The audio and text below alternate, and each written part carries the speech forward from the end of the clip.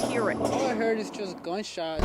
In different places. It was a bunch of pow, pow, pow, pow, pow. Impacting different ages. All I heard was pow, and I just started running. Gun violence affects our city all too often. When they start shooting, we just drop to the floor. But is there more the city could do to help stop the problem? This council has been proactive in trying to find every means necessary as it pertains to helping reduce crime in our city. In 2016, council members allocated over $500,000 to go toward gunshot detection technology, specifically one brand called Shotspotter.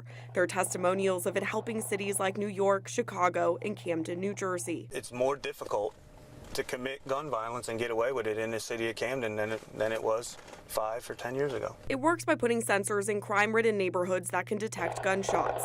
The technology narrows in on where the shooter is and how many there are, then alerts police within a minute of the trigger being pulled. The goal is to catch the suspect while they're still in the area and bring police to gunshot calls that aren't reported the majority of the time. With the gun violence that we experience here in the city of Memphis and some communities, I think it is pertinent.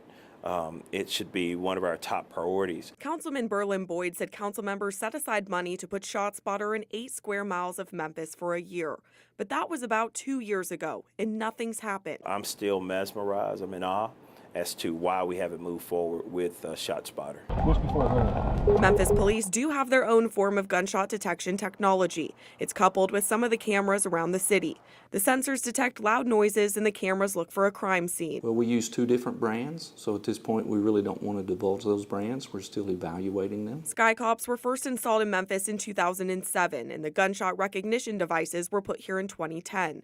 Deputy Chief Crow said MPD received a federal grant last October to install more cameras and gunshot radars. After dark, the cameras don't have as far visibility as they do in the daytime, so we're still trying to work through that. He says they haven't seen a significant benefit from the gunshot radar so far, and they still deal with false reports when it's a different loud noise like a car backfiring, something Shotspotter says they've advanced past.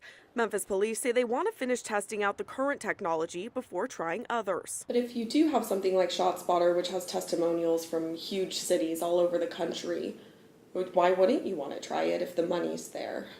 Well, we want to be successful with what we have before we move on to something different. We want to evaluate and see what's the best fit. Councilman Boyd says he's still going to fight for Shotspotter, and if not, the money allocated for it will go towards something else. You're not going to stop crime, but it's a way to reduce crime. And I think if you reduce crime in certain communities and neighborhoods, then you can make those communities more attractive to developers and or business owners to come in and say, I want to open up a business here. Saying everyone needs to look at the big picture.